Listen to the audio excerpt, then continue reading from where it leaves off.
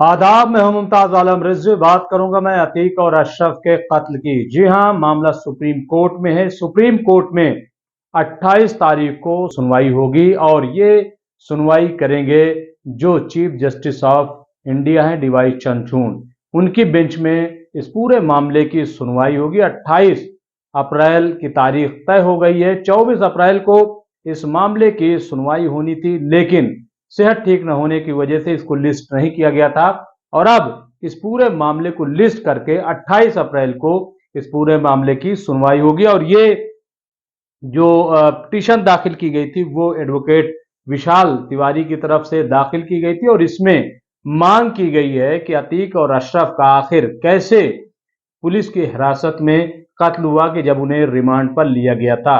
और इसके साथ ही 2017 से लेकर के और अब तक जो 183 उत्तर प्रदेश में इनकाउंटर हुए हैं, वो इनकाउंटर की सच्चाई क्या है, इस पूरे मामले को लेकर के सुप्रीम कोर्ट में पिटीशन दाखिल की गई है और डिमांड की गई है कि इस मामले की सुप्रीम कोर्ट की निगरानी में जांच की जाए। पूर्व आईएएस आईपीएस अफसर ने भी इस मामले में एक पिटीशन दाखिल किया और उन्होंने कहा है कि सुप्रीम कोर्ट की निगरानी में बाकायदा सीबीआई से इस पूरे मामले की जांच होनी चाहिए कि अतीक और अशरफ का मर्डर कैसे हो गया। तो बहरहाल ये पूरा मामला चल ही रहा है। आप देख रहे हैं कि अभी अतीक और अशरफ के मामले में उत्तर प्रदेश की सियासत काफी गर्म है। उत्तर प्रदेश में अभी बलदियाती यानी जो निकाय चुनाव हैं वो भी होने हैं। 4 मई और 11 मई को पोलिंग होनी है। उसको लेकर के भी बड़े बड़े प्रोग्राम हो रहे हैं, रैलियां हो रही हैं, कॉन्फ्रेंसिंग हो रही है, प्रेस कॉन्फ्रेंस की जा रही है और जाहिर है कि पूरा मामला जो है अतीक और अशरफ का ऐसे माहौल में गर्म है। अगर हमारे जो उत्तर प्रदेश के मुख्यमंत्री योगी आदित्यनाथ जी ये कह रहे हैं कि हमने माफियाओं को धूल में मिला दिया है, तो दूसरी जानिब से ये सवाल उठाया जा रहा है कि उत्तर प्रदेश में विकास क्या हुआ है, इसका जवाब दीजिए। सफाई नहीं दिखाई दे रही है, रोजगार नहीं दिखाई दे रहा है, अमन अमान नहीं दिखाई दे रहा है, लॉ एंड ऑर्डर नहीं दिखाई दे रहा है, बेटियां जो है सुरक्षित नहीं है, गोरखपुर तक में जो है बलात्कार हो गए हैं। तो ऐसे में जवाब जो है वो सरकार से मांगा जा रहा है। यानी सब आमने सामने है। ये पूरा मामला आप देख ही रहे हैं। अब जबकि ये मामला सुप्रीम कोर्ट में है, तो ऐसे में अब उत्तर प्रदेश की सरकार ने आज एक केविएट फाइल की है और उसमें ये कहा है कि हमें भी जवाब देने का मौका दिया जाए और जब तक हम जवाब न दे दें कोई फैसला सुप्रीम कोर्ट न सुनाए।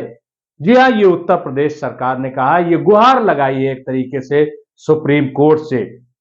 गुहार की जरूरत क्यों पड़ी और क्यों अचानक जो है वो योगी सरकार सुप्रीम कोर्ट के दर पर पहुंची और उसने केविएट फाइल किया, इसकी वजह क्या है? देखिए, वजह साफ है क्योंकि 183 जो एनकाउंटर हुए हैं वो ठाए ठाए जो उत्तर प्रदेश में चल रही है। अभी तक मामला बुलडोजर बाबा का तक का था, लेकिन अब इनकाउंटर बाबा भी जो है वो कहे जाने लगे हैं योगी आदित्यनाथ जी। ऐसे में एक बड़ा सवाल है क्योंकि इनकाउंटर के मामले को लेकर के सुप्रीम कोर्ट पहले भी फैसला दे चुका है और फर्जी इनकाउंटर को कोई भी कानून बर्दाश्त नहीं करेगा और उसके खिलाफ जरूर कार्रवाई होगी, ऐसा कहा जा रहा है। ऐसे में उत्तर प्रदेश सरकार को जवाब तो देना पड़ेगा कि ये जो इतने इनकाउंटर हुए हैं 2017 से लेकर के अब तक, क्योंकि इससे पहले की सरकारों में इतने इनकाउंटर नहीं हुए, तो उनकी शक्ल सूरत क्या है, क्यों इतने सारे इनकाउंटर हुए और इनका जवाब देना जाहिर है कि वो आसान नहीं है।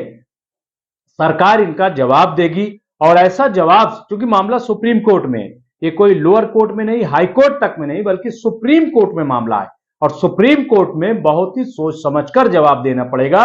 और इसीलिए अब ये योगी सरकार वहां पे गई है, केविएट फाइल किया है और ये मुतालबा किया है, मांग की है कि जब तक हमारी बात न सुनी जाए सुप्रीम कोर्ट में, यानी सुप्रीम कोर्ट पहले हमारी बात सुने और उसके बाद इस पूरे मामले पर कोई फैसला दे। हालांकि अभी 28 अप्रैल को जाहिर है कि सुनवाई सिर्फ होनी है, सुप्रीम कोर्ट कोई फैसला दे देगा ऐसा लगता नहीं है।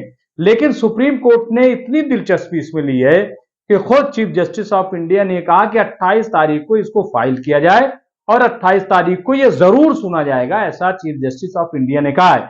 इसका मतलब जो है ये मामला बहुत गंभीर है और गंभीर क्यों ना हो, क्योंकि अतीक और अशरफ की चिट्ठी भी, शायद खत भी वो चीफ जस्टिस को पहुंच गया होगा, क्योंकि अतीक और अशरफ ने एक खत लिखा था और कहा था कि अगर मैं मारा जाऊं तो ये जो खत है वो चीफ जस्टिस को दे दिया जाए। ये बहुत बड़ी बात है, ये हल्की बात नहीं है और ये सुप्रीम कोर्ट पर और चीफ जस्टिस पर जो भरोसा जताया अतीक अहमद ने, ये बहुत बड़ी बात है। और मैं समझता हूं कि जिस तरीके से अतीक और अशरफ पहले भी सुप्रीम कोर्ट गए थे और कहा था कि हमारी जान को खतरा है, हमारी जान बचाई जाए, ऐसे में ये मर्डर का हो जाना, क्योंकि सुप्रीम कोर्ट ने ही इन दोनों को यूपी सरकार के हवाले किया था और यूपी सरकार ने एक एफिडेविट दिया था, एक हलफनामा दिया था कि हम दोनों की सुरक्षा करेंगे, लेकिन सुरक्षा तो हो नहीं पाई। आप देख रहे हैं कि 17 पुलिस एहलकार की मौजूदगी में अतीक और अशरफ का मर्डर हो जाता है और लाइव मर्डर होता है, मीडिया के सामने मर्डर होता है और पुलिस वाले खामोश तमाशाई बने रहते हैं।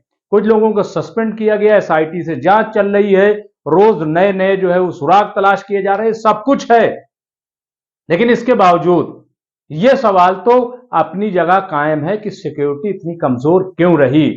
जब साबरमती के जेल से अतीक अहमद को लाया जाता है तब सिक्योरिटी सख्त होती है, लेकिन जब मेडिकल जांच के लिए ले जाया जाता है, जो अतीक का गढ़ है जहां ज्यादा खतरा था, और बार बार अतीक कह रहे थे, कई वीडियो सामने आ चुके हैं कि हमारी जान को खतरा है, हमें मार दिया जाएगा। और यही नहीं, 27 फरवरी 2023 को खुद अशरफ और शाइस्ता परवीन जो अतीक अहमद की वाइफ है, उन्होंने भी योगी आदित्यनाथ को भी खत लिखा था और कोर्ट को भी लिखा था कि हमारे खिलाफ साजिश हो रही है और अतीक और अशरफ को कभी भी मारा जा सकता है, इनकी रक्षा की जाए, इनकी सुरक्षा की जाए। इसके बावजूद जब कुछ नहीं हुआ तो जाहिर है कि इस पर सवाल खड़े होंगे और सवाल देना सरकार के लिए मेरे ख्याल से बहुत आसान नहीं होगा और इसीलिए ये पूरा मामला जो है वो बहुत अहम बन गया है। यह मामला इसलिए भी अहम है क्योंकि अभी आप देख रहे हैं कि निकाय चुनाव है, निकाय चुनाव में भी मसरूफियत है सरकार की, योगी आदित्यनाथ जी की, पूरी कैबिनेट की, और इधर सुप्रीम कोर्ट में सुनवाई भी है। बहरहाल देखना यह है कि 28 अप्रैल को होता क्या है। सुप्रीम कोर्ट क्या यूपी सरकार की बात सुनेगा, और यकीनन मुझे नहीं लगता है कि नजरअंदाज सुप्रीम कोर्ट कर देगा, बल्कि यूपी सरकार की भी बात सुप्रीम कोर्ट सुनेगा। लेकिन अंदाज क्या होगा ये देखने वाली बात होगी, और फिर यूपी सरकार का फैसला क्या होता है। और क्यों यूपी सरकार ने कहा कि पहले मेरी बात सुनी जाए फिर कोई फैसला लिया जाए। क्या यूपी सरकार नहीं चाहती कि इस पूरे मामले की सुप्रीम कोर्ट की निगरानी में जांच हो, इस पूरे मामले की सुप्रीम कोर्ट की निगरानी में सीबीआई से जांच हो? क्या सरकार ये कहेगी कि जो एसआईटी की जांच है ये काफी है, जो हम जांच करा रहे हैं उस पर भरोसा किया जाए? तो क्या सुप्रीम कोर्ट भरोसा कर लेगा जबकि एक बार धोखा हो चुका है? ये तमाम तरह के सवाल हैं और इसका जवाब जाहिर है कि 28 अप्रैल को ही मिलेगा। बहुत बहुत शुक्रिया।